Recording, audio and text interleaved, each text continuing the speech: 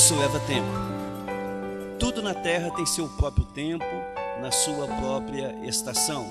Eclesiastes, capítulo 3, versículo 1. E eu tenho certeza de que Deus, que começou a boa obra em vocês, continuará ajudando-os a crescer em sua graça, até quando sua tarefa em vocês estiver finalmente terminada naquele dia em que Cristo Jesus voltar.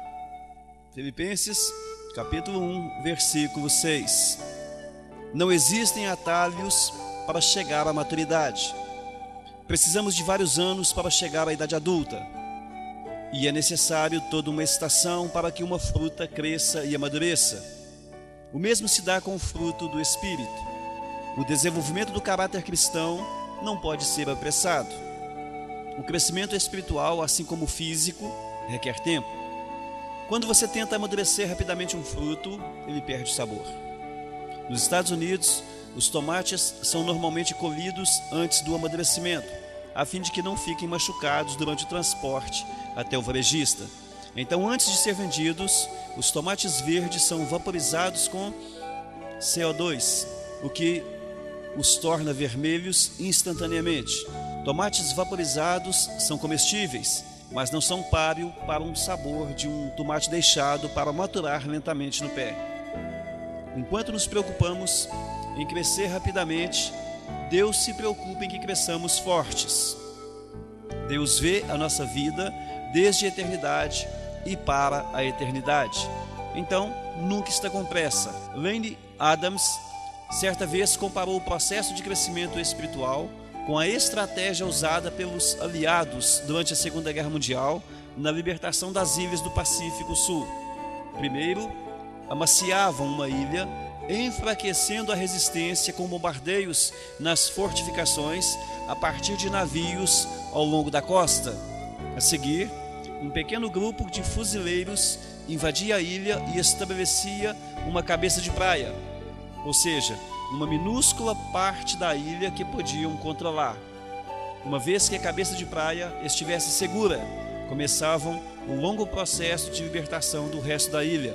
Pouco a pouco, com o tempo, toda a ilha ficava sob controle, mas sempre com algumas batalhas duras. Adams traçou essa analogia. Antes de Cristo invadir nossa vida na conversão, ele algumas vezes tem de nos amaciar, permitindo alguns problemas com os quais nós não podemos lidar.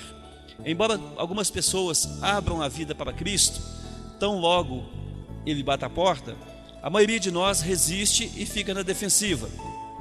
A experiência que temos antes da conversão é Jesus dizendo: eis que estou à porta e bombardeio. No instante em que você se abre para Cristo, Deus estabelece uma cabeça de praia em sua vida. Você pode imaginar que já entregou toda a vida a Ele, mas a verdade é que há uma grande parte dela da qual você não tem conhecimento. Você só pode dar a Deus o tanto que compreende naquele momento. Está ótimo. Uma vez que Cristo tenha uma cabeça de praia, Ele começa a campanha para conquistar mais e mais território, até que sua vida seja completamente dele. Existirão lutas e batalhas, mas a vitória é certa. Deus prometeu que aquele que começou a boa obra em vocês vai completá-la. Discipulado é o processo no qual se toma a forma de Cristo. A Bíblia diz: a fim de que todo o corpo seja edificado, até chegar o tempo em que, na unidade da fé em comum e do conhecimento em comum do Filho de Deus, alcancemos a verdadeira maturidade. Aquela medida de desenvolvimento implícita na expressão, a plenitude de Cristo. Tornar-se semelhante a Cristo é seu destino final, mas a jornada durará toda uma vida. Até aqui, vimos que esta jornada envolve acreditar, pela adoração, pertencer, pela comunhão, e transformar-se, pelo discipulado. Deus quer que todos os dias você se torne mais parecido com Ele. Você começou a viver uma nova vida, na qual está sendo feito de novo, e se tornando como aquele que o criou. Hoje, somos obcecados por velocidade, mas Deus se interessa mais por força e estabilidade do que por rapidez. Queremos o jeitinho, o atalho, a solução imediata. Queremos um sermão, um seminário ou uma experiência que resolva instantaneamente todos os problemas, retire todas as tentações e nos alivie de toda dor. Mas a verdadeira maturidade nunca chega depois de uma única experiência, por mais que seja poderosa ou emocionante. Crescer é um processo gradual. A Bíblia diz: nossa vida vai se tornando gradualmente mais brilhante e mais bonita à medida que Deus entra nela e nos tornamos semelhantes a Ele. Por que demorar tanto tempo? Embora Deus possa transformar-nos instantaneamente, Ele escolheu nos desenvolver vagarosamente. Jesus é cauteloso no desenvolvimento de seus discípulos, assim como Deus permitiu que os israelitas se apoderassem da terra prometida aos poucos, para que eles não fossem sobrepujados. Ele prefere trabalhar gradualmente em nossa vida. Por que levamos tanto tempo para mudar e crescer? Existem várias razões. Aprendemos lentamente.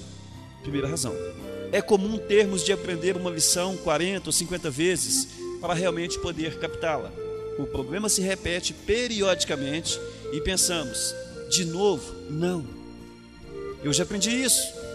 Mas Deus é quem de fato sabe o que nós precisamos.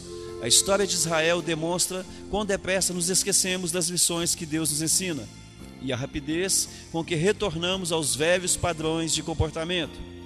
Precisamos de reiteradas explicações. Segunda razão: temos muito a desaprender. Muitas pessoas vão ao psicólogo com um problema pessoal ou relacional que levou anos para se desenvolver e dizem: preciso que você dê um jeito em mim, tem uma hora. Ingenuamente esperam uma solução rápida para uma dificuldade enraizada há anos. Como a maioria de nossos problemas e todos os nossos hábitos ruins não se desenvolvem da noite para o dia, não tem cabimento esperar que desapareçam imediatamente. Não há pílula, oração ou teoria que desfaça instantaneamente os danos de muitos anos.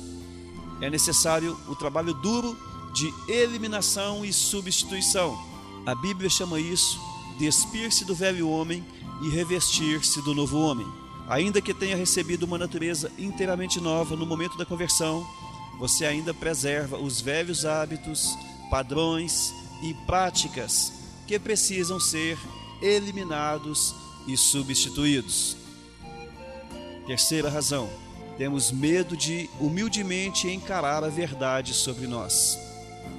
Já destaquei que a verdade nos libertará, mas com frequência nos torna, antes de tudo, infelizes.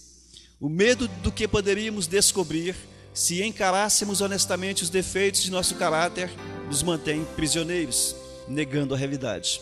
Somente quando se permite que Deus brilhe a luz de sua verdade sobre nossas faltas, fracassos e traumas é que podemos começar a trabalhar neles.